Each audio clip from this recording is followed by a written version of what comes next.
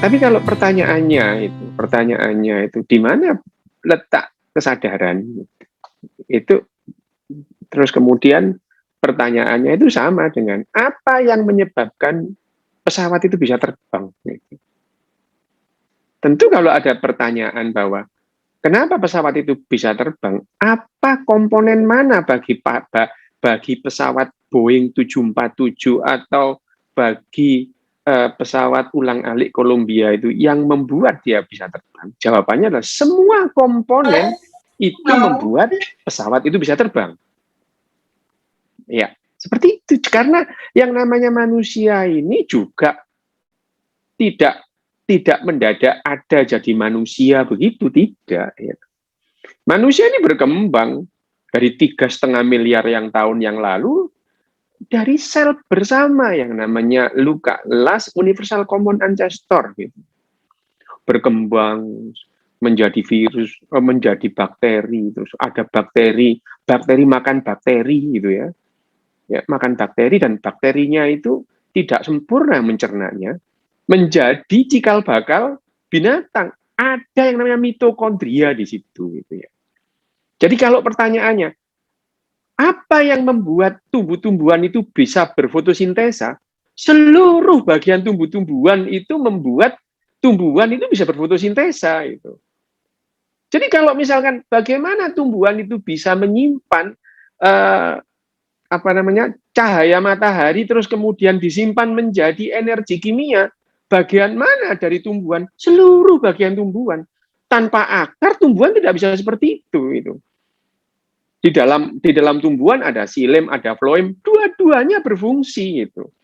Ada penyakit pada tumbuhan jeruk itu ya. Dulu itu menyerang tumbuhan jeruk di tahun 80-an itu, namanya CPVD itu. Citrus Vine Phloem Degeneration itu. Saya waktu itu masih kedokteran ya, masih sekolah dokter tahun 80 gitu. Kok ada jeruk diinfus itu? Iya, kenapa jeruk diinfus itu? Iya, ini jadi phloemnya itu sakit.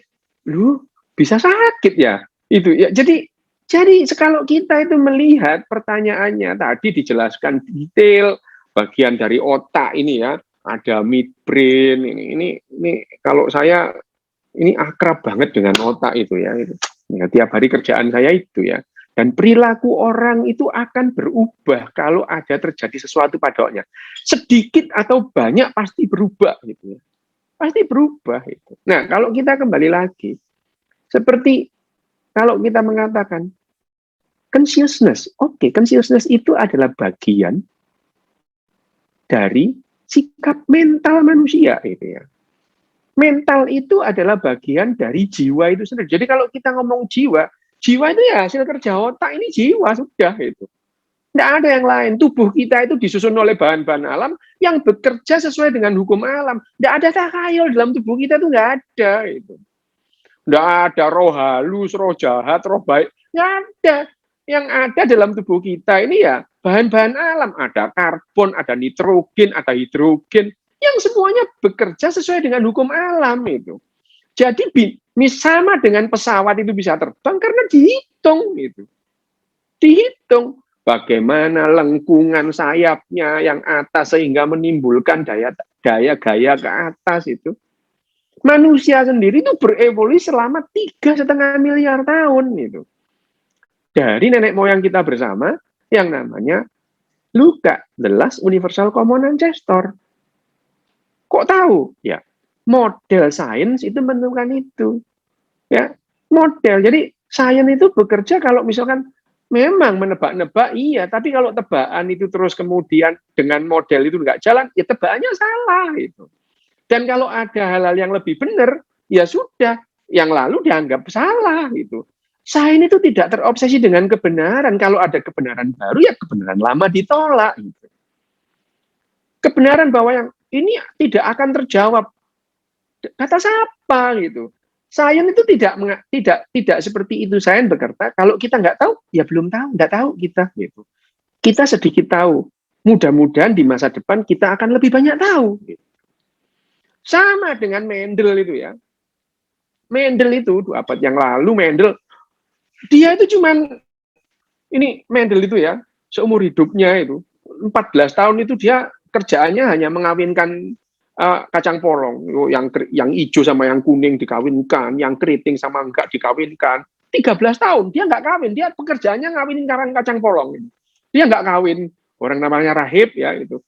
Ya itu. Dia tidak kawin, tapi dari penelitiannya itu dia itu bisa membuat sebuah model ini. Kalau nanti yang kuning-kuning itu terus kemudian dikawinkan 5 generasi lagi kuning semua nih gitu ya. Jadi Mendel meskipun dia tidak tahu DNA itu seperti apa, gen itu seperti apa, dia meletakkan dasar-dasarnya dulu gitu. Terus kemudian dilanjutkan Watson and Crick gitu ya. Watson and Crick itu juga melakukan istilahnya asumsi kira-kira bentuk dari DNA itu seperti apa gitu. Ya. Dan seperti itu, dan kemudian makin lama makin tahu, dan akhirnya kita tahu DNA itu seperti apa, cara kerjanya bagaimana. Ya itu sama dengan pesawat tadi. Pesawat itu jadi pesawat, orang itu harus tahu ilmu tentang ngemur dan baut itu ya. Ngecor timah, ngecor metal itu seperti apa itu. Jadi pengetahuan tentang pesawat terbang, membuat pesawat terbang, itu tuh evolusinya lama gitu. Tidak mendadak. Jadi misalnya ada yang sekarang kesadaran itu apa? Kesadaran itu dibilang sebagai polusi evolusi gitu. Nggak penting-penting amat sih sebetulnya gitu. Ya, lu kenapa? Lu kalau nggak ada kesadaran nggak bisa kerja. Tuh komputer nggak punya kesadaran kerjanya bagus tuh gitu. Ya. Jadi apa kesadaran itu? Jadi kesadaran itu ibarat suara gemuruh pada pesawat jet. Ada manfaatnya enggak? Ya kalau nggak ada itu nggak bisa terbang juga gitu. Jadi kalau kita sekarang mengatakan kesadaran, oke, kita sekarang sudah mulai memetakan kesadaran. Memang kita tahu, kalau pertanyaannya, algoritma kesadaran sudah diketahui. Kita tidak tahu banyak, kita hanya tahu sedikit tentang algoritma kesadaran. Tetapi ini modal utama untuk mengetahui algoritma berikutnya. Kalau kita mengatakan yang namanya kesadaran di mana, oke. Kalau kita ngomong tadi Mas Arvin bilang tentang consciousness ya. Consciousness itu yang bisa kita amati gitu ya. Kita amati secara kuantitatif atau semi kuantitatif gitu ya. Kita bisa ngamati. Kalau dokter itu kesadaran itu levelnya kita menilai dengan Glasgow Coma Scale gitu ya.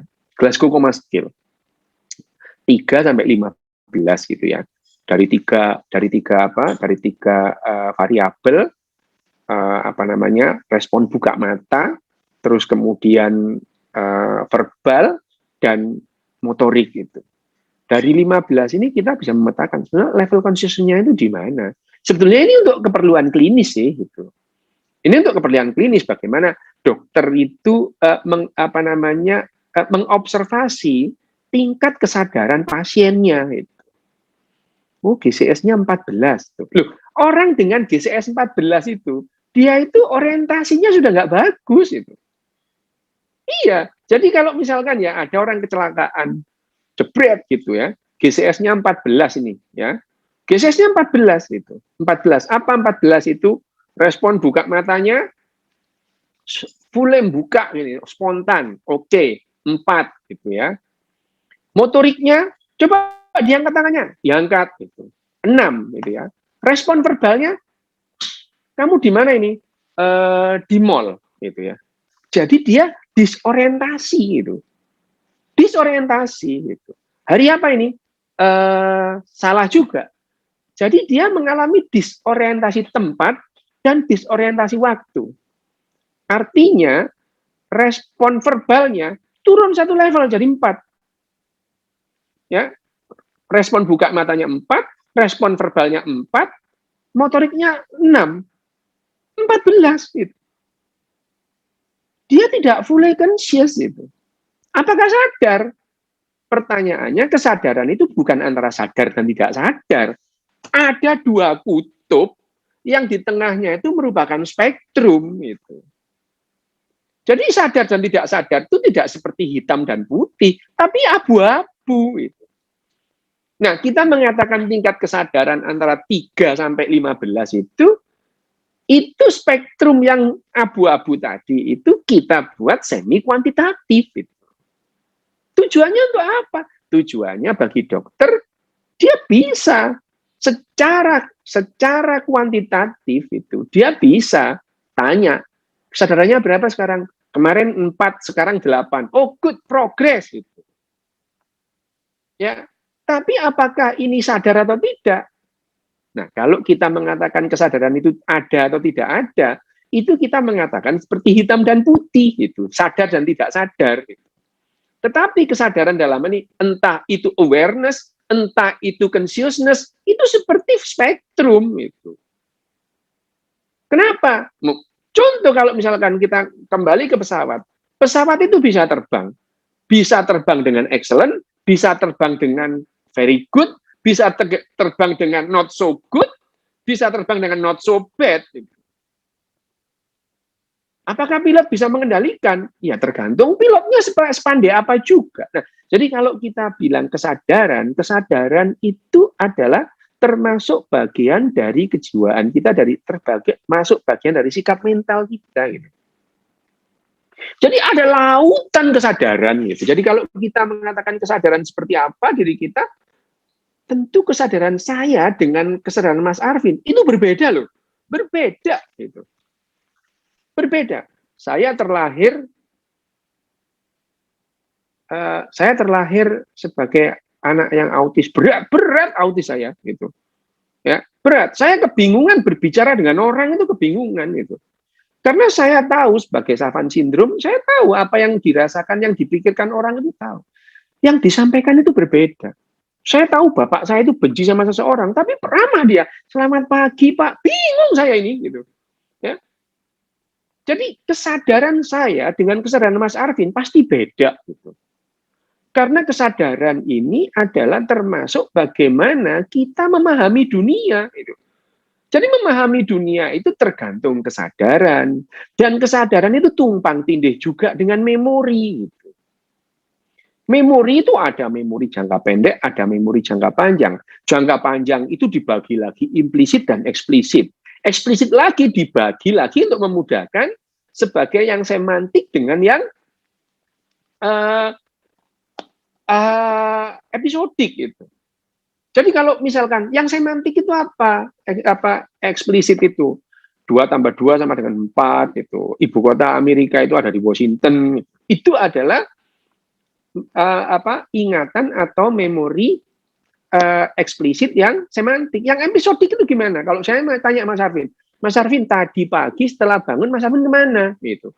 Saya bangun terus mandi, terus jalan itu. Ini Mas Arvin akan mencoba merangkai sebuah cerita dari memorinya yang terjadi tadi pagi itu. Itu yang namanya memori episodik. Tapi kalau ditanya, memori itu tempatnya di mana? Sama dengan kesadaran, sama persis. Letaknya di seluruh bagian otak. Kenapa? Misalkan Mas Arvin ya, Mas Arvin misalkan dia ini pinter main, katakanlah jagoan main biola misalnya, ya, saya tidak tahu. Nanti kalau kenal lama-lama tahu. Gitu. Misalnya dia jagoan main biola, dia menggesek biolanya gitu. Misalkan pada saat main di katakanlah tampil di pentas seni SMA-nya dulu, dia main biola gitu. Main biolanya dia itu dia belajar misalkan biolanya gitu ya misalnya itu. Nah, pada saat dia berlatih itu ini musik dari Mozart ini gitu ya. Gitu. Pada saat berlatih itu memori tentang lagu itu disimpan di seluruh bagian otaknya. Tentang suara disimpan di pusat di primary auditory cortex gitu. Melihat bentuk senarnya dan tempatnya, ukurannya di mana itu penglihatannya itu disimpan di primary visual cortex di belakang ini ya, di virus calcarina ini gitu ya. Ya. pendengarannya juga disimpan di pusat pendengaran, ya. Emosinya dia melakukan itu disimpan di limbik sistem gitu ya. Gerakannya pun itu disimpan di motor korteks gitu. Menekan pelan atau keras itu disimpan di sensori korteks. Nah, pada saat Mas Arvin itu memainkan lagi, dia berusaha mengambil semua itu dan merekonstruksi menjadi satu bagian lagi. Sehingga 100 kali Mas Arvin melakukan menyanyikan konser kelima dari Mozart, tentu akan berbeda gitu. Karena yang namanya kita merekonstruksi semua memori itu tidak akan sama. Dan kita sekarang juga tahu bahwa memori kita rata-rata manusia itu pada 1 tahun bergeser 50% gitu. Jadi jangan terlalu percaya dengan memorimu gitu. Ya, misalnya Farhana ini, ya, saya tanya Farhana, apa yang terjadi pada saat kamu masuk hari pertama di Fakultas Kedokteran? Sekarang ya, Farhana akan mencoba mengingat lagi apa yang terjadi beberapa tahun yang lalu pada hari pertama, gitu ya. Mencoba terus menjelaskan kepada saya dengan memori yang episodik tadi. Dia merangkai sebuah cerita. Kalau seandainya 1 bulan lagi Farhana saya tanya dengan pertanyaan yang sama, otak Farhana itu bukan kembali ke beberapa tahun yang lalu, tapi kembali kepada saat ini. Gitu. Kembalinya otak itu adalah kembali kapan terakhir mengingat-ingat. Ini adalah cara kerja otak kita atau merawat memori. Jadi memori kita itu tidak seperti fotografi atau seperti kaset gitu, enggak. Memori kita itu bergeser gitu. Dalam waktu 1 tahun, memori kita itu bergeser 50%. Dan memori ini kembali lagi, memori itu mempengaruhi dan tumpang tindih dengan yang namanya kesadaran tadi. Gitu. Jadi apa itu kesadaran? Ya kesadaran cara kerja otak. Gitu. Hasil dari kerja otak. Untuk apa? Nah, otak kita ini seperti otak binatang yang lain, tujuannya adalah binatang itu bisa merespon alam semesta dan dirinya lebih cepat daripada tumbuhan. Karena punya otak. Gitu. Tumbuhan itu bisa merespon. Kalau misalkan tumbuhan itu ada kan, kita dulu biologi diberitahu, ada yang namanya fototropi, gitu. Ada yang mendekati cahaya, gitu. Tapi responnya tidak secepat pada binatang, karena binatang punya otak. Dan pada awalnya semuanya itu emosi gitu ya. Emosi kita. Manusia pada dasarnya kan mayoritas kegiatan kita itu didrive oleh otak emosi, bukan otak rasional yang fully conscious gitu. Misalnya, Mas Arvin ini kalau nyetir itu, apa terus kemudian nyetir itu disadari sepenuhnya? Conscious? Enggak. Banyak yang tidak notice itu ya. Conscious tapi tidak notice itu. Dia belok kanan dan belok kiri itu otomatis itu ya. Dan itu karena latihan. Itu adalah otak emosi. Sama persis dengan binatang-binatang yang lain. Hanya akhirnya manusia itu berevolusi gitu ya. Berevolusi. Dan kesadaran kita itu dipengaruhi oleh narasi-narasi yang dari kecil kita terima. Gitu. Kita terima gitu. Jadi kesadaran saya dan kesadaran Mas Arvin sangat berbeda, pasti sangat berbeda gitu. Ya. Kesadaran kita dengan kesadaran kelelawar, kalau kelelawar itu sadar gitu, itu sangat berbeda. Kenapa? Manusia itu sangat mengandalkan penglihatan. Jadi penglihatan paling bagus itu penglihatan manusia gitu. Jangan terkecoh bahwa yang namanya ada dokter bedah itu berdoa. Berilah saya ketajaman mata elang. Lah kalau kamu diberi ketajaman mata elang ya nggak bisa operasi. Wong elang itu diplopi itu. Elang itu melihat bayangan itu 2 itu ya. Ada dokter bedah saraf ini. Saya kritik itu berdoa. Ya Tuhan berilah saya ketajaman mata elang. Lah kalau kamu diberi mata elang ya nggak bisa operasi. Wong jereng kok elang itu. Elang itu lihat bayangan itu 2 itu. Jadi elang itu melihat tikus lari itu 2. Tapi itu diperlukan oleh elang supaya dia bisa mengatur kecepatannya dia menukik sudutnya dan kecepatan tikus bisa terukur persis itu. Itu diperlukan oleh elang pandangan double itu ya. Nah, kita manusia itu paling bagus itu ya pandangannya. Tetapi manusia tidak bisa membedakan yang terbang itu kupu atau ngengat. dengan pangkalnya. Yang namanya kelelawar, pandangannya jelek, dia hanya mengandalkan pendengaran dan ultrasoundnya. Dan secara akurat, yang namanya kelelawar itu bisa membedakan mana kupu, mana ngengat. Gitu. Kalau seandainya kelelawar itu punya kesadaran, pertanyaannya, apakah kelelawar punya kesadaran?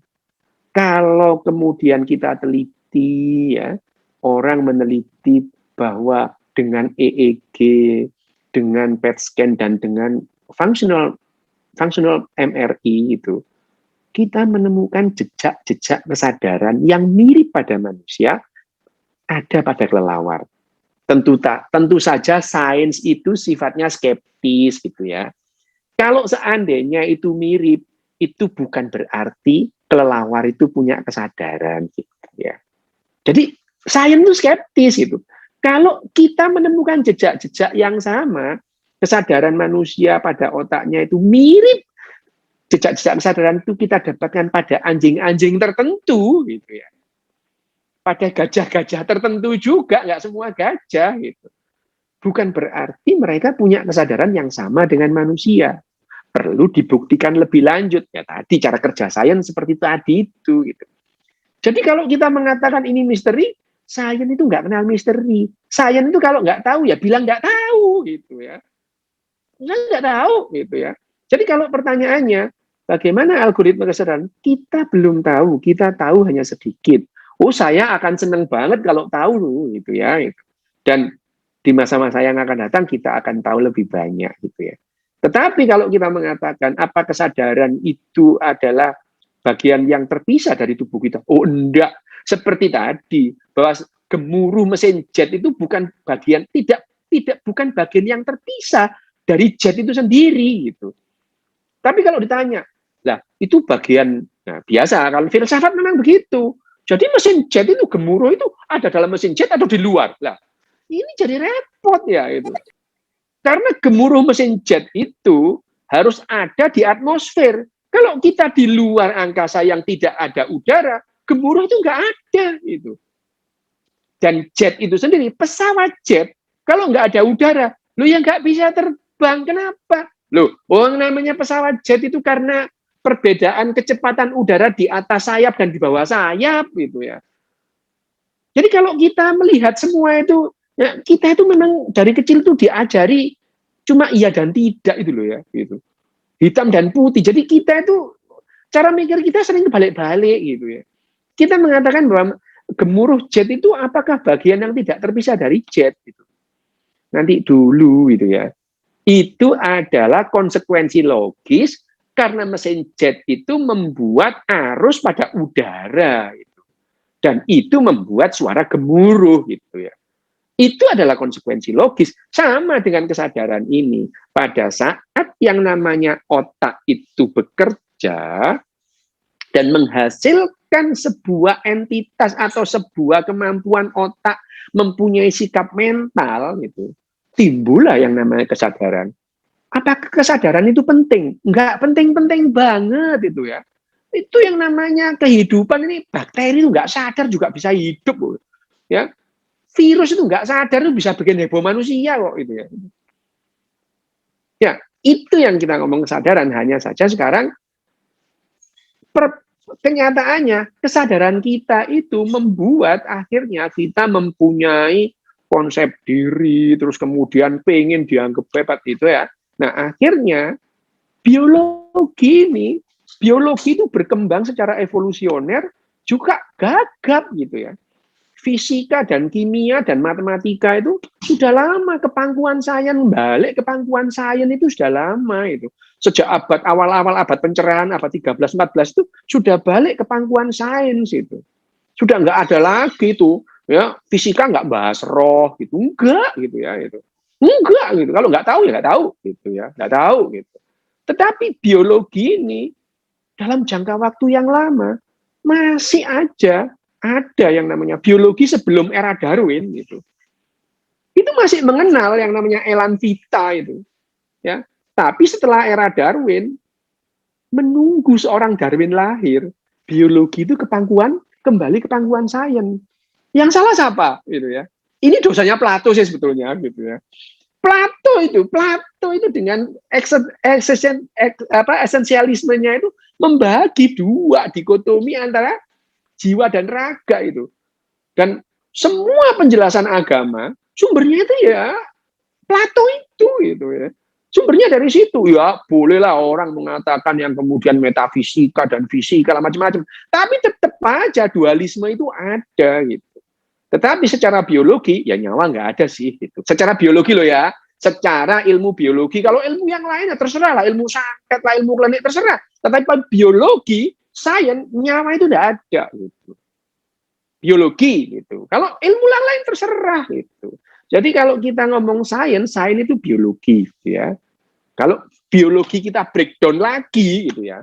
Biologi otak kita itu ada jaringan. Jaringan disusun oleh bahan apa? Oleh bahan kimia gitu ya. Bahan kimia. Jadi kalau biologi itu di breakdown lagi dari kimia gitu.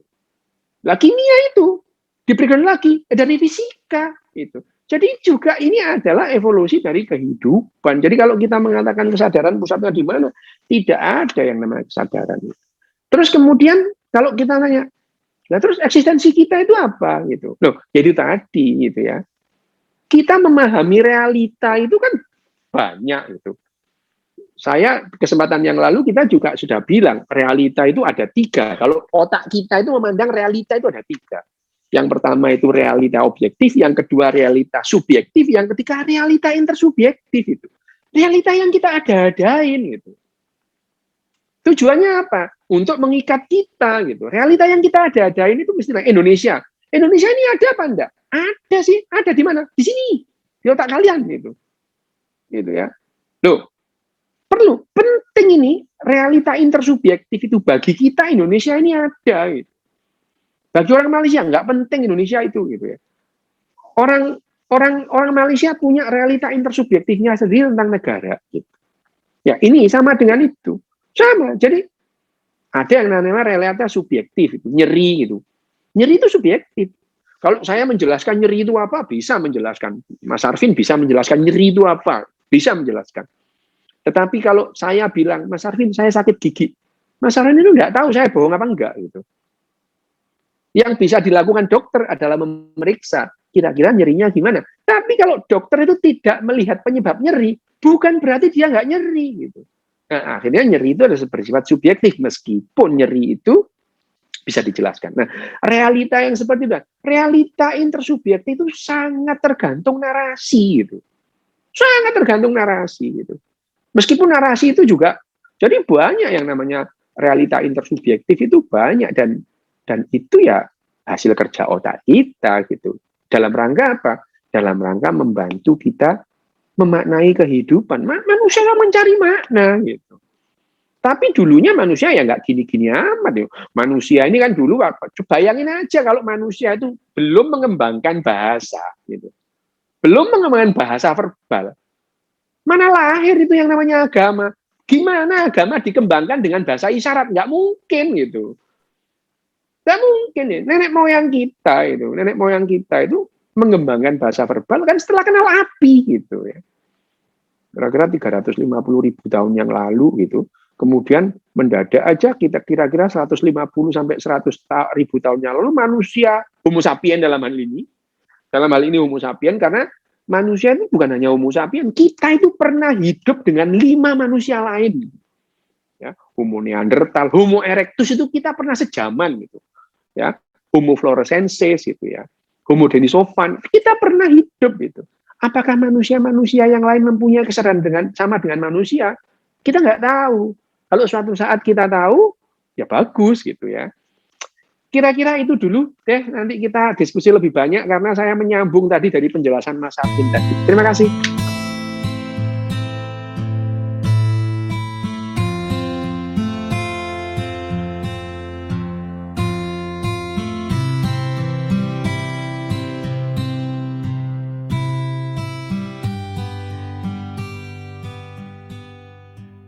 Buku Homo Deus bab 1 Homo sapiens menaklukkan dunia. Bagian 3, Penanda Manusia. Karya Yuval Noah Harari, dinarasikan ulang oleh Jendela Ilmu. Tak ada keraguan bahwa Homo sapiens adalah spesies paling kuat di dunia. Homo sapiens juga suka berpikir bahwa ia memiliki status moral superior, dan bahwa kehidupan manusia jauh lebih bernilai ketimbang kehidupan babi, gajah, atau serigala. Ini yang kurang jelas. Apakah kedikdayaan menjadikannya benar? Apakah kehidupan manusia lebih berharga daripada kehidupan babi hanya karena manusia secara kolektif lebih kuat ketimbang babi secara kolektif? Amerika Serikat jauh lebih dikdaya ketimbang Afghanistan. Apakah hanya dengan itu kehidupan orang Amerika memiliki nilai intrinsik lebih besar ketimbang kehidupan orang Afghanistan? Dalam praktiknya, hidup orang Amerika memang dinilai lebih tinggi. Lebih banyak uang diinvestasikan dalam pendidikan, kesehatan, dan keselamatan rata-rata orang Amerika ketimbang rata-rata orang Afghanistan. Membunuh seorang warga negara Amerika bisa menciptakan teriakan internasional yang lebih besar ketimbang membunuh seorang warga negara Afghanistan. Namun, secara umum diterima bahwa ini tak lebih dari hasil ketidakadilan dari perimbangan kekuatan politik. Afghanistan mungkin jauh kurang berpengaruh ketimbang Amerika Serikat, tetapi kehidupan seorang anak di pegunungan Tora Bora dinilai sama sakralnya dengan kehidupan seorang anak di Beverly Hills dalam setiap aspek.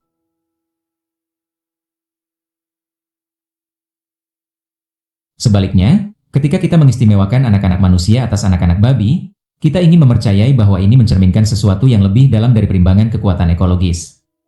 Kita ingin meyakini bahwa hidup manusia benar-benar lebih superior dalam suatu hal yang fundamental. Kita sapiens gemar mengatakan kepada diri sendiri bahwa kita memiliki suatu kualitas ajaib yang tidak hanya membentuk kekuatan besar kita, tetapi juga memberi kita justifikasi moral atas status istimewa kita. Apa sih penanda unik manusia ini? Monoteis tradisional menjawab bahwa hanya sapiens yang punya jiwa abadi. Sementara tubuh rusak dan membusuk, jiwa meneruskan perjalanan menuju penyelamatan atau kutukan, dan akan menjalani kebahagiaan abadi di surga atau penderitaan abadi di neraka. Karena babi dan binatang-binatang lain tidak punya jiwa, mereka tidak ambil bagian dalam drama kosmis ini. Mereka hidup selama beberapa tahun, dan kemudian mati dan lenyap dalam ketiadaan. Karena itu, kita harus jauh lebih peduli pada jiwa-jiwa manusia yang abadi ketimbang tentang babi-babi yang hanya sesaat. Ini bukan dongeng peritaman kanak-kanak, melainkan sebuah mitos luar biasa kuat yang terus membentuk kehidupan miliaran manusia dan binatang pada awal abad ke-21. Keyakinan bahwa manusia memiliki jiwa-jiwa abadi sedangkan binatang hanya tubuh-tubuh yang segera berlalu adalah pilar utama dari sistem legal, politik, dan ekonomi kita. Itu menjelaskan mengapa, misalnya, sah-sah saja bagi manusia membunuh binatang untuk makanan, atau bahkan hanya untuk bersenang-senang. Meskipun demikian, temuan-temuan mutakhir sains kita bertentangan secara tegas dengan mitos monoteis tersebut.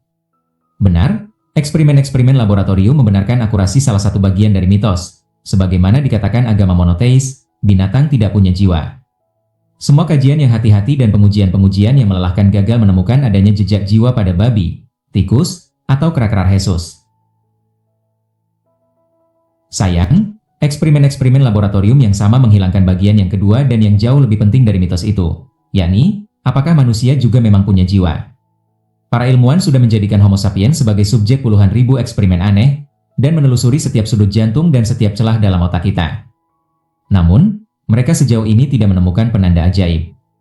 Tak ada bukti saintifik yang menunjukkan bahwa tak seperti babi, sapiens memiliki jiwa. Jika memang demikian, kita bisa kemukakan bahwa para ilmuwan hanya perlu terus mencarinya. Jika belum menemukan jiwa, itu karena mereka belum mencari dengan cukup hati-hati. Namun, sains kehidupan meragukan eksistensi jiwa bukan hanya karena tidak adanya bukti, melainkan lebih karena ide tentang jiwa itu bertentangan dengan prinsip-prinsip yang paling mendasar dari evolusi.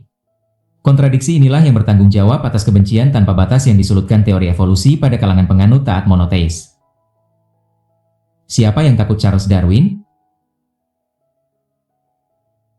Menurut sebuah survei Gallup pada 2012, hanya 15% orang Amerika yang berpikir bahwa Homo sapiens berevolusi melalui seleksi alam saja, bebas dari semua campur tangan ilahiyah. 32% berpendapat bahwa manusia mungkin memang berevolusi dari bentuk-bentuk kehidupan sebelumnya dalam sebuah proses yang berlangsung jutaan tahun. Tetapi Tuhanlah yang merancang seluruh pertunjukan ini. 46% percaya bahwa Tuhan menciptakan manusia dalam bentuknya saat ini pada masa sekitar 10.000 tahun. Terakhir ini, sebagaimana dikatakan Injil. Menghabiskan waktu 3 tahun di perguruan tinggi sama sekali tak berdampak pada pandangan-pandangan ini. Survei yang sama menemukan bahwa di kalangan lulusan sarjana, 46% mempercayai cerita penciptaan dalam Injil, sedangkan 14% menganggap manusia berevolusi tanpa supervisi ilahiyah. Bahkan, di kalangan penyandang gelar MA atau PhD, 25% meyakini Injil, sedangkan 29% mempercayai seleksi alam saja dalam hal penciptaan spesies kita. Meskipun sekolah-sekolah jelas sangat buruk mengajarkan tentang evolusi, kaum fanatik masih juga menekankan agar itu tidak diajarkan sama sekali. Atau alternatifnya, mereka menuntut agar anak-anak juga harus diajar tentang teori desain inteligensia, yang menurut teori itu semua organisme diciptakan dengan desain dari sesuatu yang inteligensianya lebih tinggi, alias Tuhan. Ajarkan kepada mereka kedua teori itu, kata kaum fanatik, dan biarkan anak-anak memutuskan sendiri. Mengapa teori evolusi memancing penolakan-penolakan seperti itu, sedangkan tak seorang pun tampaknya peduli tentang teori relativitas atau mekanika kuantum? Bagaimana bisa para politisi tidak bertanya apakah anak-anak terpapar pada teori-teori alternatif tentang benda, energi, ruang, dan waktu? Lagi pula, sejak pertama ide-ide Darwin tampak jauh kurang mengancam dibandingkan keganjilan-keganjilan dari Einstein dan Werner Heisenberg. Teori evolusi bertumpu pada prinsip yang paling kuat yang bertahan, survival of the fittest, sebuah ide yang jelas dan sederhana, kalau tak boleh dibilang membosankan. Sebaliknya, teori relativitas dan mekanika kuantum berpendapat bahwa Anda bisa membelokkan waktu dan ruang, bahwa sesuatu bisa muncul dari ketiadaan, dan bahwa seekor kucing bisa hidup dan mati pada saat bersamaan. Ini merupakan bahan ejekan pada pemahaman umum kita, tetapi tak seorang pun berusaha melindungi anak-anak sekolah tak berdosa dari ide-ide mengerikan ini. Mengapa? Teori relativitas tidak membuat marah siapapun karena ia tidak bertentangan dengan keyakinan-keyakinan berharga kita.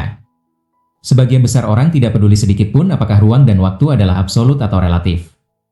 Jika Anda berpikir bahwa dimungkinkan membelokkan ruang dan waktu, baiklah, silakan. Lakukan, belokkan. Apa peduli saya? Sebaliknya, Darwin menghilangkan jiwa dari diri kita. Jika Anda benar-benar memahami teori evolusi, Anda memahami bahwa tidak ada jiwa.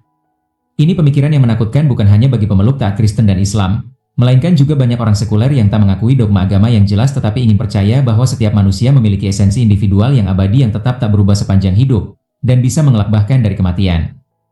Arti harfiah dari kata individu adalah sesuatu yang tak bisa dibelah.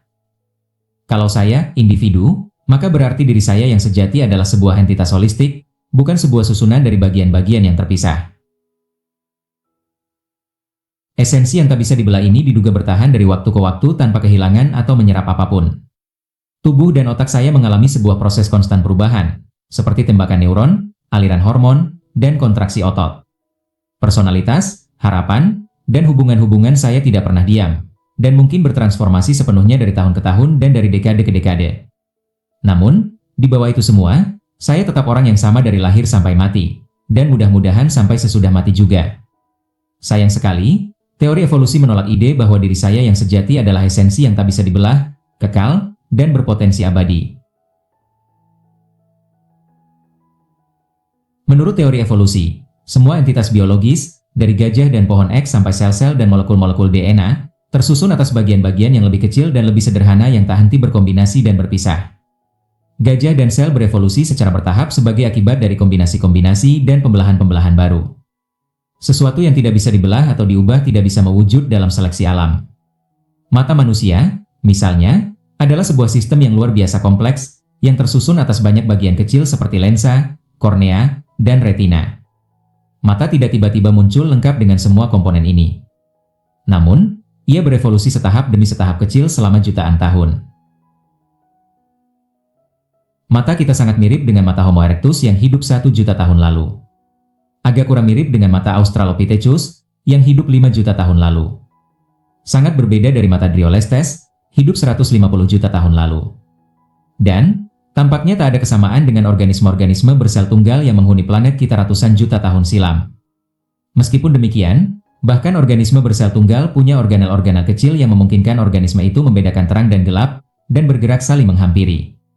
Jalan yang mengantarkan proses dari sensor kuno semacam itu sampai ke mata manusia panjang dan berliku, tetapi jika Anda punya waktu selama ratusan juta tahun, pasti cukup bagi Anda untuk melalui jalan itu setahap demi setahap. Anda bisa lakukan itu karena mata terdiri dari banyak bagian yang berbeda. Jika setiap 5 generasi satu mutasi kecil sedikit mengubah satu dari bagian-bagian ini, katakanlah kornea menjadi sedikit lebih melengkung. Setelah jutaan generasi perubahan-perubahan ini bisa menghasilkan mata manusia. Jika mata ini adalah sebuah entitas holistik tanpa bagian-bagian apapun, ia tidak akan pernah bisa berevolusi dengan seleksi alam. Itulah sebabnya teori evolusi tidak bisa menerima ide tentang jiwa, paling tidak jika yang dimaksud jiwa itu adalah sesuatu yang tak terlihat, tetap dan berpotensi abadi. Entitas semacam itu tidak mungkin hasil dari evolusi setahap demi setahap. Seleksi alam dapat menghasilkan sebuah mata manusia karena mata memiliki bagian-bagian. Namun, jiwa tak punya bagian-bagian. Jika jiwa sapiens berevolusi setahap demi setahap dari jiwa erectus, bagaimana tepatnya tahap-tahap ini? Adakah suatu bagian dari jiwa yang lebih berkembang pada sapiens ketimbang pada erectus? Tapi ingat, jiwa tak punya bagian-bagian. Anda mungkin berargumentasi bahwa jiwa-jiwa manusia tidak berevolusi, tetapi muncul pada suatu hari yang cerah dalam kesempurnaan keagungan mereka. Namun, kapan tepatnya hari yang cerah itu? Ketika kita telusuri evolusi manusia, sulitnya minta ampun untuk menemukannya. Setiap manusia yang pernah ada mewujud sebagai hasil dari pembuahan sel sperma laki-laki atas sebuah sel telur perempuan. Pikirkan bayi pertama untuk memiliki jiwa. Bayi itu sangat serupa dengan ibu dan ayahnya, kecuali bahwa ia punya jiwa dan kedua orang tuanya tidak. Pengetahuan biologis kita bisa menjelaskan dengan pasti kelahiran seorang bayi yang korneanya sedikit lebih melengkung ketimbang kornea kedua orang tuanya. Sebuah mutasi kecil dalam satu gen tunggal bisa menyebabkan itu. Namun, biologi tidak dapat menjelaskan kelahiran bayi yang memiliki sebuah jiwa abadi dari kedua orang tua yang bahkan tidak pernah memiliki sekeping jiwa. Apakah sebuah mutasi tunggal, atau bahkan beberapa mutasi, cukup untuk memberi seekor binatang suatu esensi yang aman dari perubahan-perubahan, bahkan termasuk kematian? Karena itu, eksistensi jiwa tidak bisa diselaraskan dengan teori evolusi. Evolusi berarti perubahan, dan mampu menghasilkan entitas-entitas yang abadi. Dari sebuah perspektif evolusi, hal terdekat yang kita miliki dengan esensi manusia adalah DNA kita, dan molekul DNA adalah kendaraan dari mutasi, bukan kursi keabadian. Ini menakutkan banyak sekali orang yang lebih suka menolak teori evolusi ketimbang menyerah soal jiwa-jiwa mereka. Mengapa bursa saham tak punya kesadaran? Cerita lainnya yang digunakan untuk menjustifikasi superioritas manusia mengatakan bahwa dari semua binatang di dunia, hanya Homo sapiens yang memiliki kesadaran pikiran. Pikiran ialah hal yang sangat berbeda dari jiwa. Pikiran bukan suatu entitas abadi yang mistis. Juga bukan sebuah organ seperti mata atau otak. Pikiran adalah sebuah aliran pengalaman-pengalaman subjektif, seperti rasa sakit, senang, marah, dan cinta. Pengalaman mental ini tersusun atas sensasi-sensasi, emosi-emosi, dan olah pikir yang terkait satu sama lain, yang memancar dalam sekejap dan langsung menghilang. Lalu, pengalaman lain berkedip dan lenyap, muncul sesaat dan berlalu. Ketika merenungkan ini, kita sering berusaha memilah pengalaman-pengalaman ini ke dalam kategori yang terpisah seperti sensasi, emosi, dan olah pikir, tetapi dalam aktualitasnya, semua itu saling berhubungan. Kumpulan hiruk-pikuk pengalaman-pengalaman inilah yang merupakan aliran kesadaran. Tak seperti jiwa yang kekal, pikiran memiliki banyak bagian, ia terus-menerus berubah, dan tak ada alasan untuk menganggap ia abadi. Jiwa adalah cerita yang diterima oleh sebagian orang dan ditolak oleh sebagian yang lainnya. Sebaliknya, pikiran adalah realitas konkret yang bisa kita saksikan langsung kapan saja. Ia adalah hal yang paling pasti di dunia. Anda tak bisa meragukan eksistensinya. Bahkan, saat kita diliputi keraguan dan bertanya kepada diri sendiri, apakah pengalaman-pengalaman subjektif itu benar-benar ada, kita bisa memastikan bahwa kita sedang mengalami keraguan. Apa sesungguhnya pengalaman-pengalaman kesadaran yang merupakan aliran pikiran? Setiap pengalaman subjektif memiliki dua ciri fundamental, sensasi dan hasrat.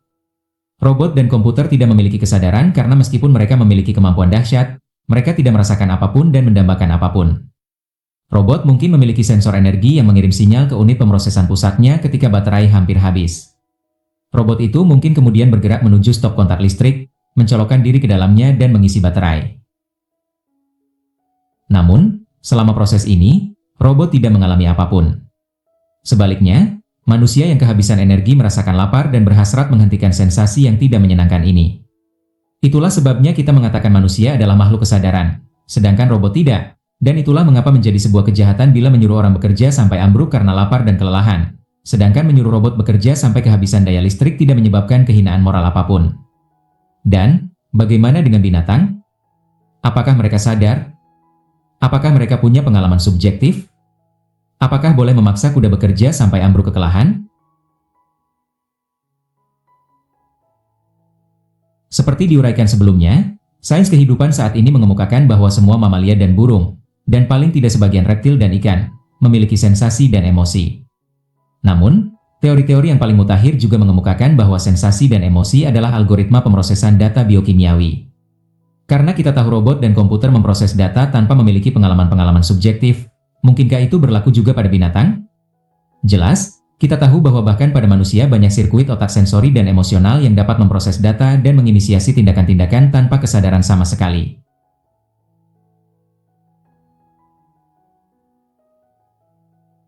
Jadi, mungkin dibalik semua sensasi dan emosi yang kita nisbatkan pada binatang, lapar, takut, cinta, dan kesetiaan, hanya algoritma tanpa kesadaran yang bekerja, bukan pengalaman-pengalaman subjektif.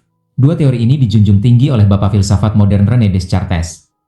Pada abad ke-17, Descartes mengemukakan bahwa hanya manusia yang merasa dan berhasrat, sedangkan semua binatang lain adalah automata tanpa pikiran, apalagi robot dan mesin penjual.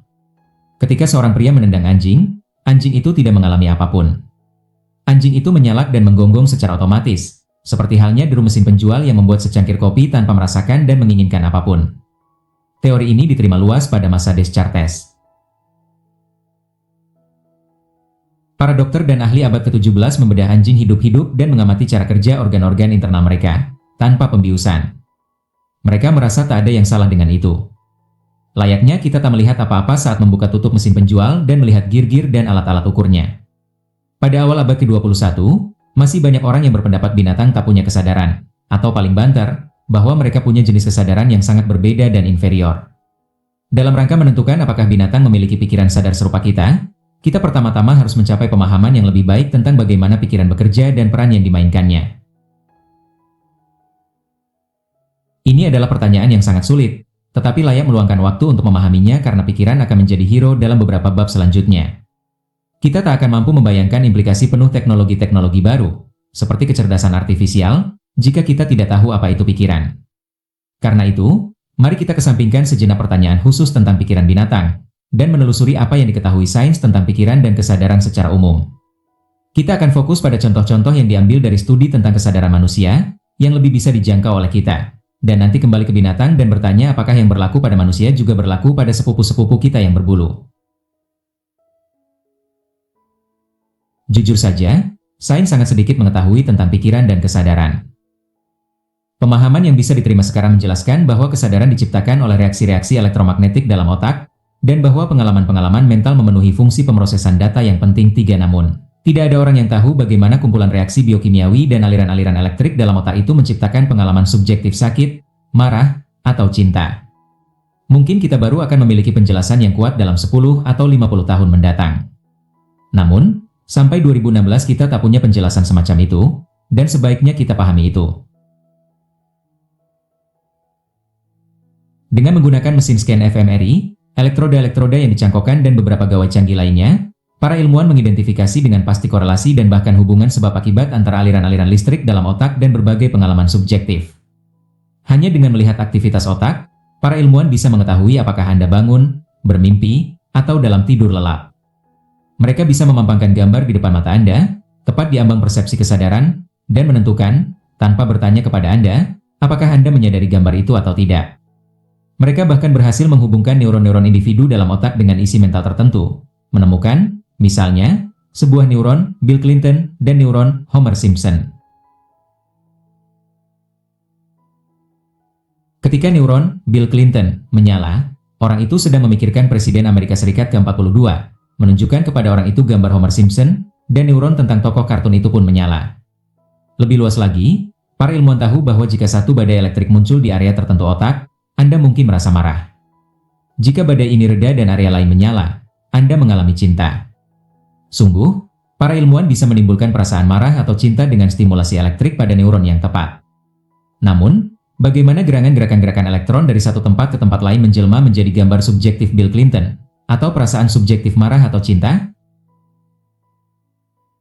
Penjelasan yang paling umum menunjukkan bahwa otak adalah sistem yang sangat rumit, dengan lebih dari 80 miliar neuron yang terhubung menjadi jejaring rumit yang banyak sekali. Ketika miliaran neuron mengirim miliaran sinyal elektrik mondar-mandir, pengalaman subjektif muncul. Meskipun mengirim atau menerima sinyal elektrik adalah fenomena biokimiawi sederhana, interaksi di antara semua sinyal ini menciptakan sesuatu yang jauh lebih rumit, yaitu aliran kesadaran. Kita mengamati dinamika yang sama pada banyak bidang lain. Gerakan sebuah mobil adalah aksi sederhana, tetapi ketika jutaan mobil bergerak dan berinteraksi secara simultan, kemacetan lalu lintas pun terjadi. Pembelian dan penjualan satu saham adalah cukup sederhana, tetapi ketika jutaan pedagang membeli dan menjual jutaan saham, akibatnya bisa krisis ekonomi yang mengherankan para ahli sekalipun. Meskipun demikian, pemaparan ini tak menjelaskan apa-apa. Ini hanya menegaskan bahwa masalahnya sangat rumit. Itu tidak memberi gambaran apapun tentang bagaimana satu jenis fenomena, miliaran sinyal elektrik bergerak ke sana kemari, menciptakan satu jenis fenomena yang sangat berbeda, pengalaman-pengalaman subjektif marah atau cinta. Analogi pada proses-proses rumit lain seperti kemacetan lalu lintas dan krisis ekonomi itu cacat. Apa yang menyebabkan kemacetan lalu lintas? Jika Anda mengikuti satu mobil, Anda tidak akan pernah memahaminya. Kemacetan adalah akibat dari interaksi-interaksi di antara banyak mobil. Mobil A memengaruhi gerakan mobil B, yang mengadang jalur mobil C, dan seterusnya. Namun, jika Anda memetakan gerakan-gerakan semua mobil yang terkait, dan bagaimana masing-masing memberi pengaruh pada yang lain, Anda akan mendapatkan gambaran utuh tentang kemacetan lalu lintas. Tak akan ada gunanya bertanya, tapi, bagaimana semua gerakan itu menciptakan kemacetan lalu lintas? Sebab, kemacetan lalu lintas hanyalah istilah abstrak yang kita putuskan untuk digunakan pada kumpulan peristiwa tertentu ini. Sebaliknya, marah bukan istilah abstrak yang kita putuskan untuk digunakan sebagai ringkasan bagi miliaran sinyal elektrik otak. Marah adalah pengalaman yang sangat konkret yang dimengerti oleh orang-orang jauh sebelum mereka tahu apa-apa tentang listrik. Ketika saya berkata, saya marah, saya menunjukkan perasaan yang sangat nyata. Jika Anda menggambarkan bagaimana reaksi kimiawi dalam sebuah neuron yang menyebabkan sinyal elektrik, dan bagaimana miliaran reaksi serupa menghasilkan miliaran sinyal susulan, maka ada baiknya kita bertanya, tapi, bagaimana miliaran peristiwa ini menyatu untuk menciptakan perasaan konkret marah? Ketika ribuan mobil merambat pelan menuju London, kita menyebut itu kemacetan lalu lintas, tetapi tidak menciptakan suatu kesadaran besar London yang melambung tinggi di atas. Jalan Piccadilly berkata kepada dirinya sendiri, "Blimey, aku merasa macet." Ketika jutaan orang menjual miliaran saham, kita menyebut itu krisis ekonomi, tetapi tak ada gerutuan besar ruh Wall Street. Sialan. Aku merasa dalam krisis. Ketika triliunan molekul air menyatu di langit, kita menyebut itu awan. Tetapi tak ada kesadaran awan muncul untuk memaklumkan, aku merasa hujan. Lalu, bagaimana sejatinya ketika miliaran sinyal elektrik bergerak ke sana kemari dalam otak saya, sebuah pikiran muncul yang merasakan, aku jengkel. Sampai dengan tahun 2016, kita sama sekali tak tahu. Karena itu, jika diskusi ini membuat Anda bingung dan kacau, maka Anda sama seperti kebanyakan orang. Para ilmuwan terbaik juga masih sangat jauh dari mampu menggambarkan enigma pikiran dan kesadaran. Salah satu hal yang luar biasa tentang sains adalah bahwa ketika para ilmuwan tidak mengetahui sesuatu, mereka bisa mencoba semua jenis teori dan kejadian, tetapi akhirnya hanya bisa mengakui kebodohan mereka. Persamaan kehidupan. Para ilmuwan tidak tahu bagaimana suatu kumpulan sinyal elektrik otak menciptakan pengalaman-pengalaman subjektif. Bahkan, lebih krusial lagi, mereka tidak tahu apa manfaat yang bisa muncul dari fenomena semacam itu bagi evolusi. Inilah kekosongan, lacuna, terbesar dalam pemahaman kita tentang kehidupan. Manusia memiliki kaki karena, selama jutaan generasi, kaki memungkinkan leluhur kita memburu kelinci dan menghindari singa. Manusia memiliki mata karena, selama ribuan tahun, mata memungkinkan para pendahulu kita mengetahui kemana kelinci itu menuju dan kapan singa datang. Namun, mengapa manusia memiliki pengalaman subjektif lapar dan takut?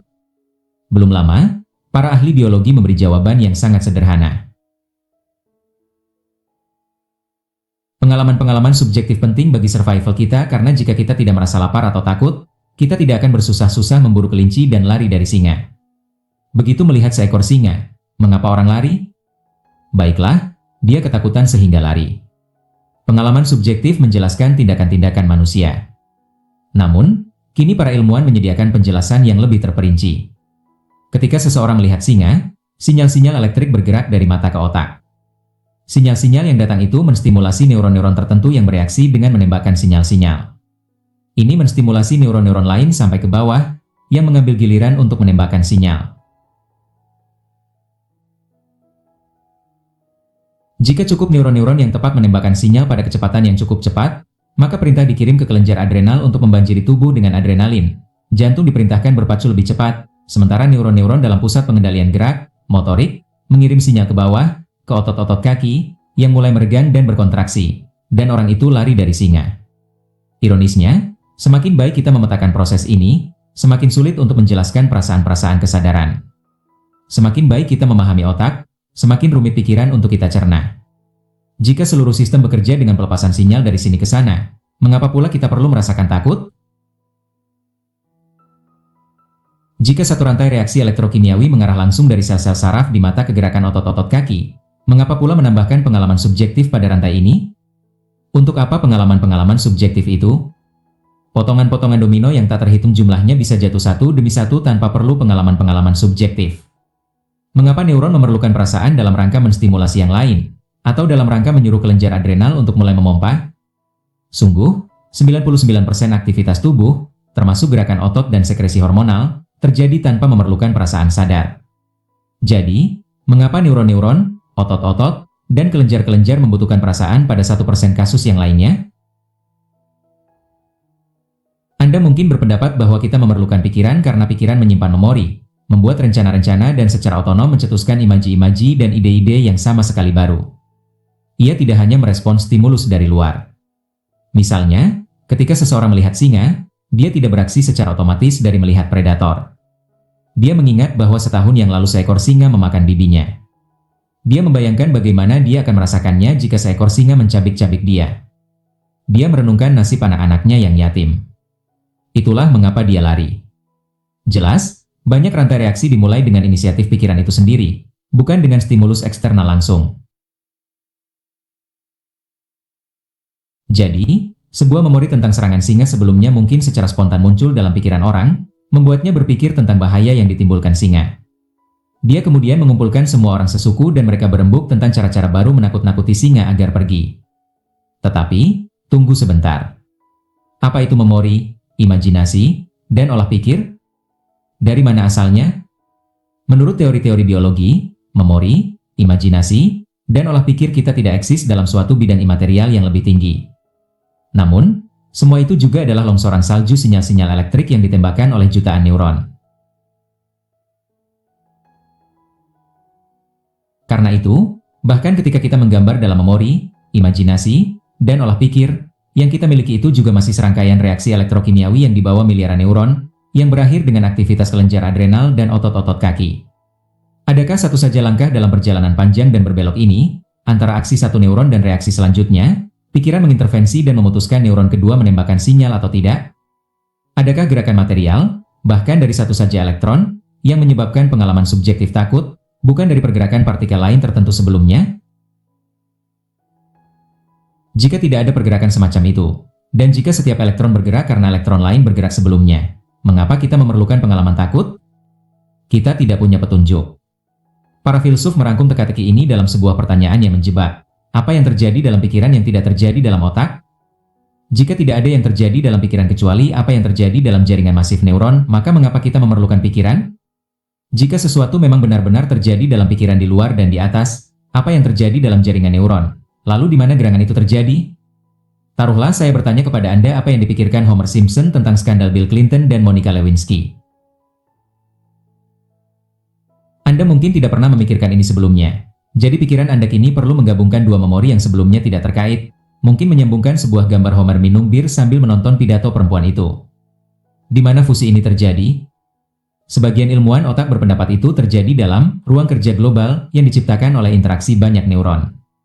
Namun, kata ruang kerja hanyalah sebuah metafora.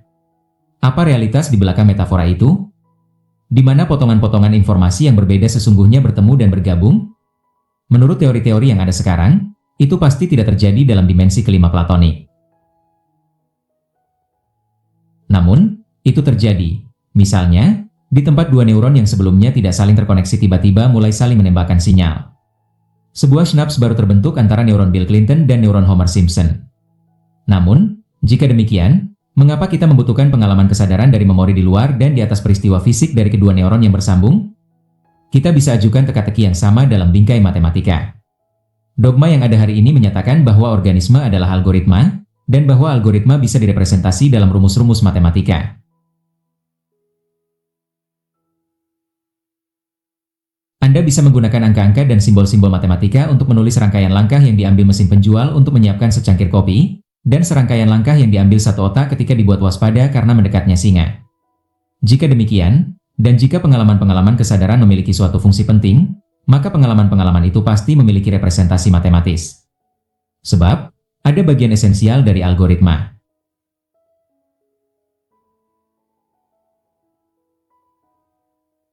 Jika kita menulis algoritma ketakutan, dan memecah ketakutan itu menjadi serangkaian kalkulasi yang tepat, kita tentu akan bisa menunjukkan, di sini, langkah nomor 93 dalam proses kalkulasi, inilah pengalaman subjektif ketakutan itu. Namun, adakah algoritma di alam besar matematika yang berisi pengalaman subjektif? Sejauh ini, kita tidak tahu ada algoritma semacam itu.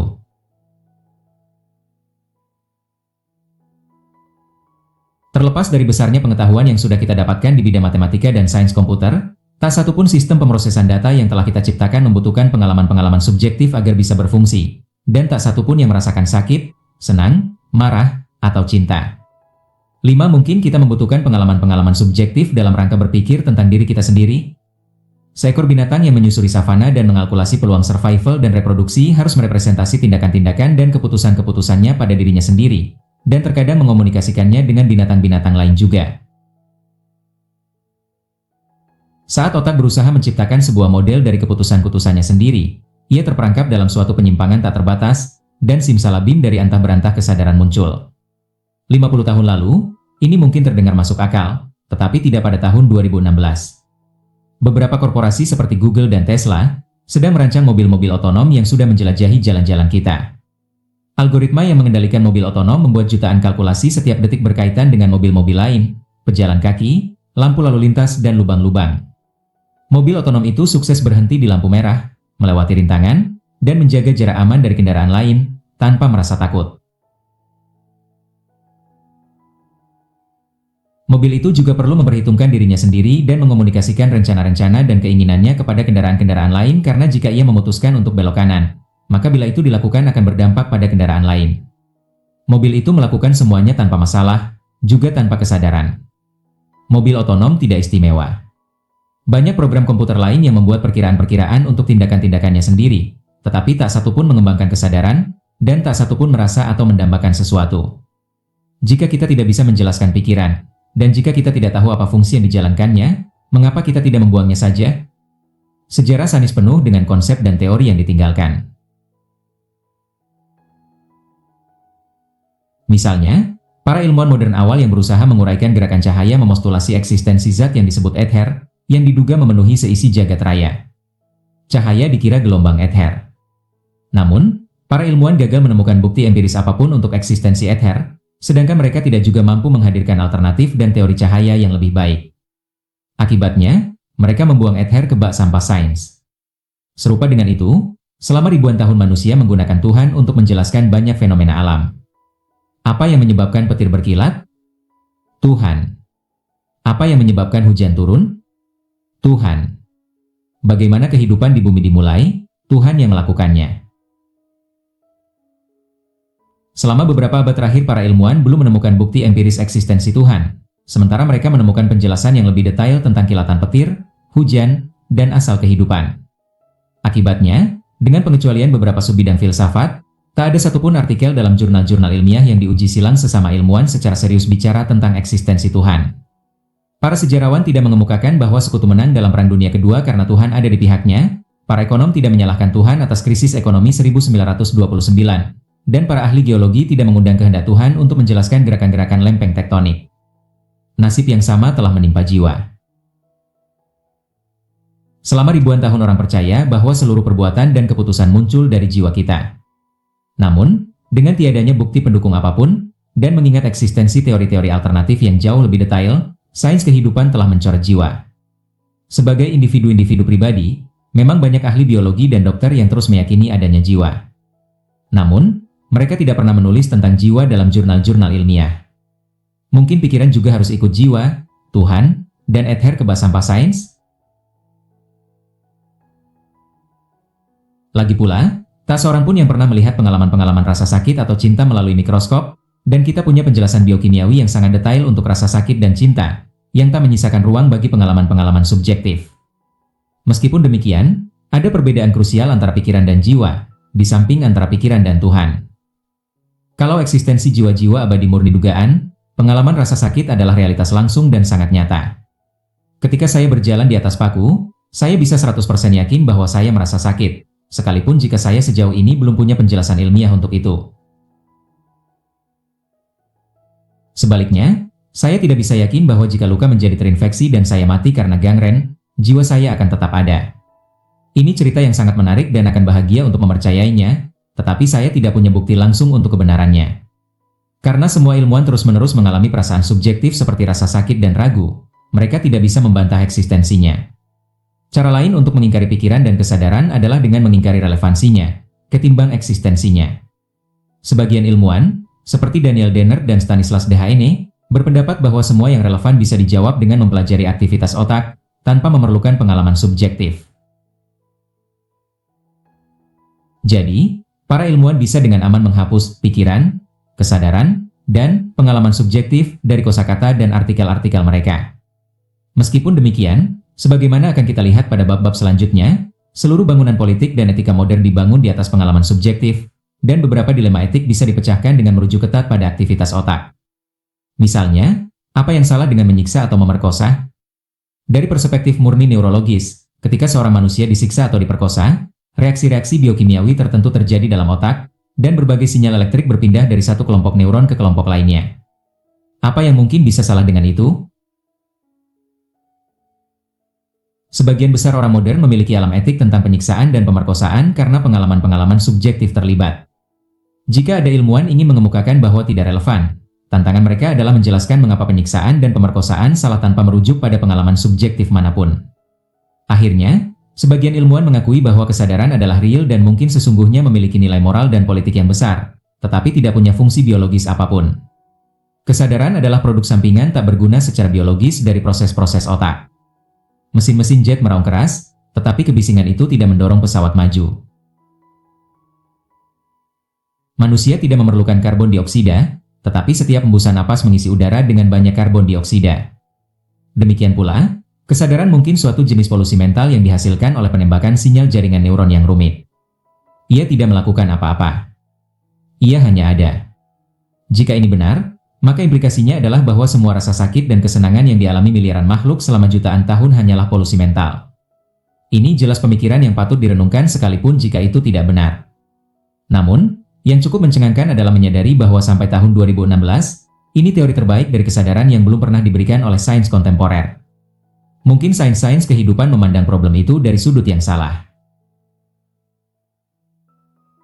Mereka percaya bahwa kehidupan adalah tentang pemrosesan data, dan bahwa organisme adalah mesin-mesin untuk melakukan kalkulasi dan mengambil keputusan. Namun, analogi antara organisme dan algoritma ini menyesatkan kita. Pada abad ke-19, para ilmuwan menggambarkan otak dan pikiran seakan-akan keduanya mesin uap. Mengapa mesin uap? Karena itulah teknologi yang terkemuka pada masa itu, yang menggerakkan kereta api, kapal, dan pabrik sehingga ketika manusia berusaha menjelaskan kehidupan, mereka berasumsi ia harus berjalan sesuai prinsip-prinsip analogi. Pikiran dan tubuh tersusun atas pipa-pipa, silinder-silinder, katup-katup, dan piston-piston yang membentuk dan melepaskan tekanan sehingga menghasilkan gerak dan tindakan. Pemikiran semacam itu memiliki pengaruh mendalam pada psikologi ala Freud, yang menyebabkan banyak jargon psikologi kita masih penuh dengan konsep-konsep yang dipinjam dari teknik permesinan. Pikirkan, misalnya, argumentasi ala Freud berikut ini. Angkatan perang memanfaatkan dorongan seks untuk menggerakkan agresi militer. Angkatan perang merekrut pria-pria muda hanya ketika dorongan seksualnya sudah mencapai puncak dan melepaskan semua tekanan itu sehingga berakumulasi di dalam diri mereka. Angkatan perang kemudian mengalihkan tekanan terpendam ini, dan memungkinkannya dilepas dalam bentuk agresi militer. Inilah tepatnya cara kerja mesin uap. Anda memerangkap panas yang mendidih di dalam sebuah wadah tertutup. Uap mengumpulkan begitu banyak dan semakin banyak tekanan, sampai tiba-tiba Anda membuka katup, dan melepaskan tekanan itu ke arah yang sudah dirancang, memanfaatkannya untuk mendorong kereta api atau mesin tenun. Tidak hanya di angkatan perang, tetapi juga dalam semua bidang aktivitas kita sering mengeluh tentang tekanan yang membesar di dalam diri kita. dan kita takut kalau tidak melepaskan uap, kita bisa meledak. Dalam abad ke-21, terdengar kekanak-kanakan jika membandingkan jiwa manusia dengan mesin uap. Kini, kita tahu teknologi yang jauh lebih canggih, komputer, sehingga kita menjelaskan jiwa manusia seakan-akan ia komputer yang memproses data, bukan mesin uap yang mengatur tekanan. Namun, analogi baru ini bisa menjadi naif juga. Lagi pula, komputer tidak punya pikiran. Mereka tidak menginginkan apapun, bahkan ketika mengalami kesalahan. Dan, internet tidak merasa sakit, bahkan ketika rezim otoriter memutus hubungan seluruh negeri dengan jejaring. Jadi, mengapa kita menggunakan komputer sebagai model untuk memahami pikiran? Baiklah, apakah kita benar-benar yakin bahwa komputer tidak memiliki sensasi atau hasrat? Dan, sekalipun mereka memang tidak punya saat ini, mungkin suatu hari mereka menjadi cukup canggih sehingga bisa mengembangkan kesadaran? Jika itu terjadi, bagaimana bisa kita memastikannya? Ketika komputer menggantikan sopir bus, guru, dan psikolog kita, bagaimana kita bisa memastikan apakah mereka memiliki perasaan ataukah hanya kumpulan algoritma tanpa pikiran? Kalau menyangkut soal manusia, kita hari ini sudah mampu membedakan antara pengalaman mental sadar dan aktivitas otak tanpa sadar. Meskipun kita masih jauh dari memahami kesadaran, para ilmuwan sudah berhasil mengidentifikasi sebagian jejak elektrokimiawinya. Untuk melakukan itu, para ilmuwan mulai dengan asumsi bahwa setiap kali manusia melaporkan bahwa mereka menyadari sesuatu, hal itu bisa dipercaya. Berdasarkan asumsi ini, maka para ilmuwan bisa memisahkan pola-pola otak tertentu yang muncul setiap kali manusia melaporkan menjadi sadar, tetapi yang tak pernah muncul pada keadaan tidak sadar.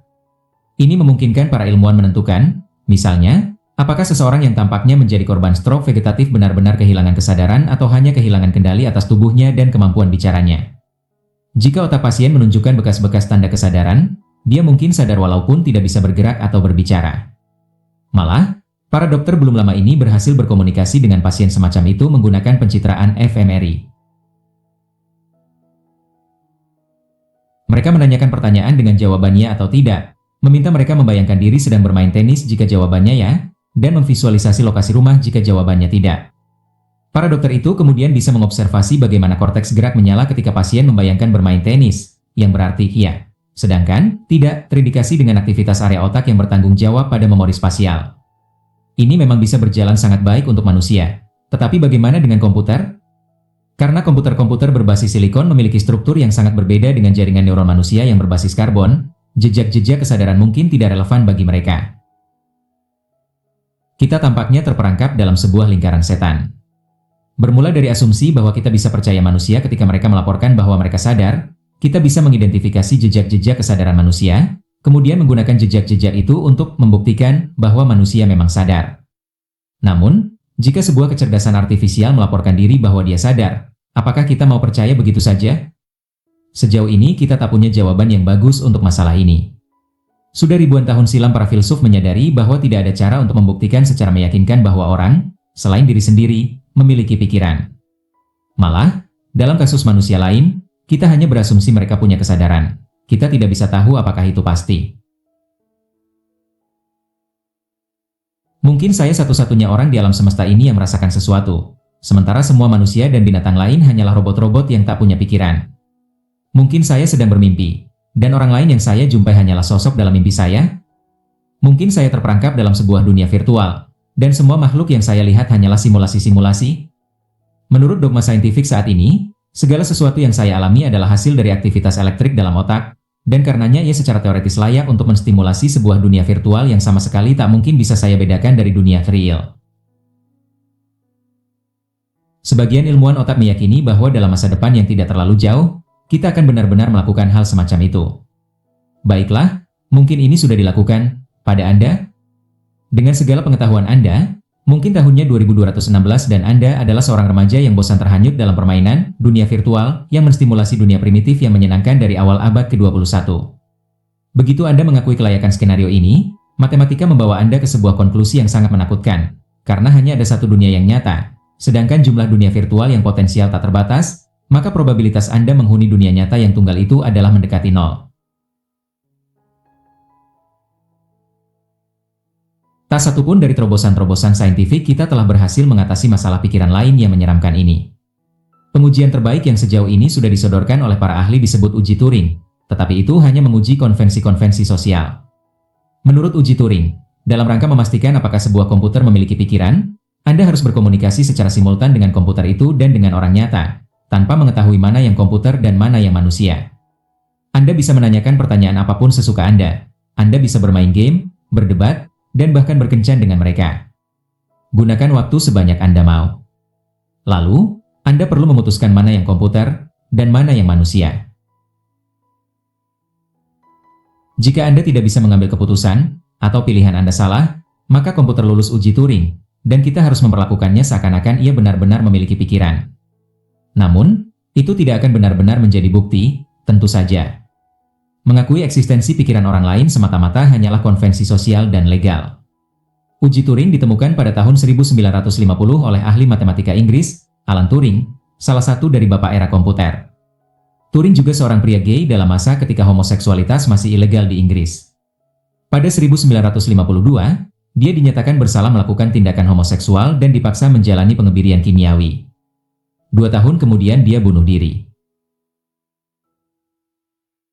Uji Turing sesungguhnya adalah replikasi dari uji keduniaan yang harus dijalani setiap pria gay Inggris pada tahun 1958. Bisakah Anda lulus menjadi pria sejati? Turing tahu dari pengalaman pribadi bahwa tidak ada artinya siapapun diri Anda. Yang penting adalah apa yang orang lain pikirkan tentang Anda.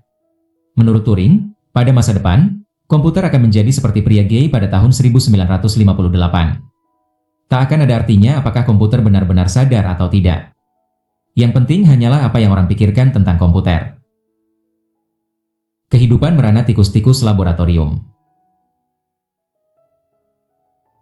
Setelah kita berkenalan dengan pikiran, dan dengan bagaimana kita sesungguhnya tahu tentangnya, kita bisa kembali pada pertanyaan apakah binatang-binatang lain memiliki pikiran.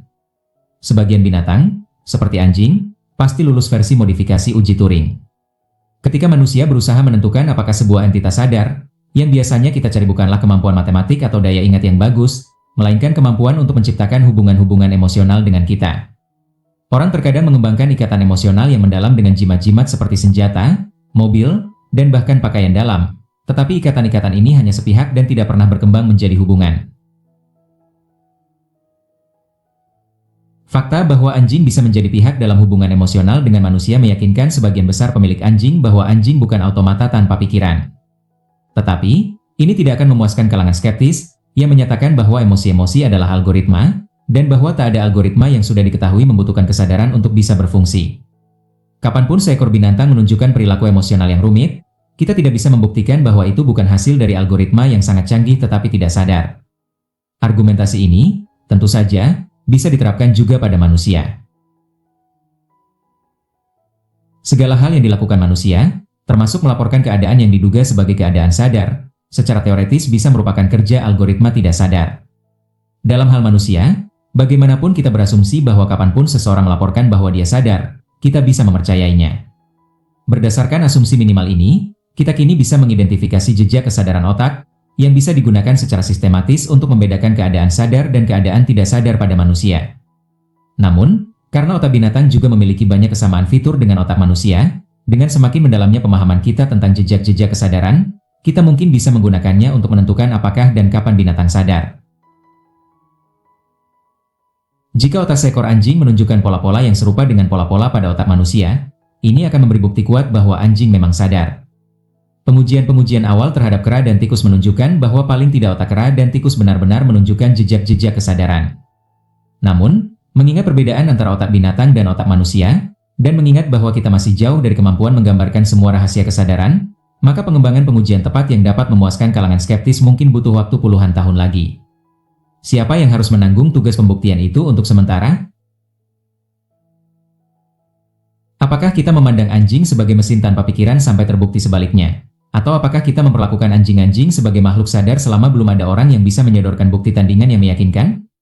Pada 7 Juli 2012, para ahli terkemuka di bidang neurobiologi dan sains kognitif berkumpul di University of Cambridge dan menandatangani deklarasi Cambridge tentang kesadaran, yang menyatakan bukti konvergen menunjukkan bahwa binatang-binatang non-manusia memiliki substrata keadaan sadar secara neuroatomis, neurokimiawi, dan neuropsikologis beserta kapasitas untuk perilaku-perilaku sengaja.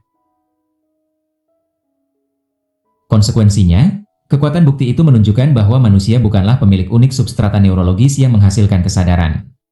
Binatang-binatang non-manusia, termasuk burung dan banyak makhluk lain, seperti gurita, juga memiliki substrata neurologis ini.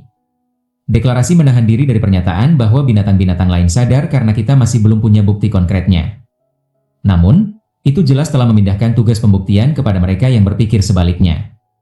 Merespons angin perubahan di komunitas saintifik itu, pada Mei 2015, Selandia Baru menjadi negara pertama di dunia yang secara legal mengakui binatang sebagai makhluk bernyawa, ketika Parlemen Selandia Baru meloloskan amandemen Undang-Undang Kesejahteraan Binatang. Undang-undang itu menegaskan bahwa sekarang wajib mengakui binatang sebagai makhluk bernyawa, dan karena itu harus memperhatikan dengan benar kesejahteraan mereka dalam konteks semacam peternakan binatang. Di sebuah negara yang memiliki jumlah domba lebih banyak dari manusia, 30 juta versus 4,5 juta, itu adalah sebuah pernyataan yang sangat signifikan. Provinsi Quebec, Kanada, pun sudah meloloskan undang-undang serupa, dan beberapa negara lain tampaknya akan segera menyusul. Banyak korporasi bisnis juga mengakui binatang sebagai makhluk bernyawa walaupun secara paradoks ini sering memapar binatang pada uji-uji laboratorium yang tidak menyenangkan. Misalnya perusahaan-perusahaan farmasi secara rutin menggunakan tikus sebagai subjek eksperimen dalam pengembangan obat antidepresan. Menurut satu protokol yang sudah digunakan secara luas, Anda menggunakan 100 tikus untuk reliabilitas statistik dan menempatkan setiap tikus ke dalam sebuah tabung gelas berisi air. Tikus-tikus berjuang lagi dan lagi untuk memanjat keluar dari tabung, tak bisa-bisa. Setelah 15 menit, sebagian besar menyerah dan berhenti bergerak. Mereka hanya mengambang di tabung, apatis pada sekelilingnya.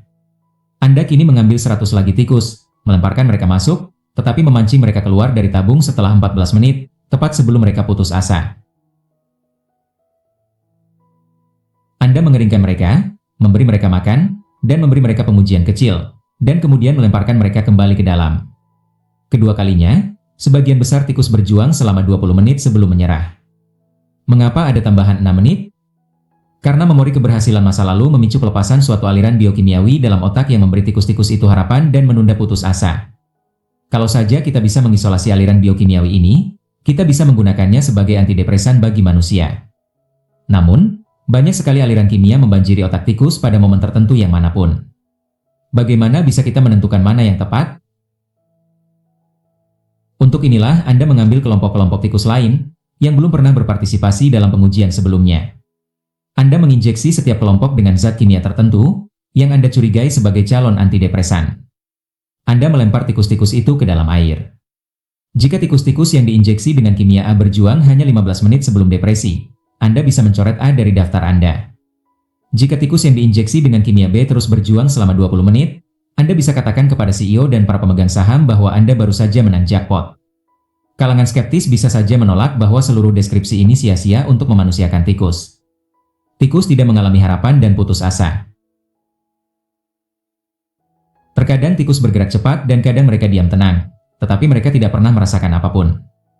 Mereka hanya didorong oleh algoritma-algoritma tidak sadar. Bila memang demikian, apa gunanya semua eksperimen ini? Obat-obat psikiatris ditujukan untuk menimbulkan perubahan-perubahan tidak hanya pada perilaku manusia, tetapi lebih dari itu pada perasaan manusia.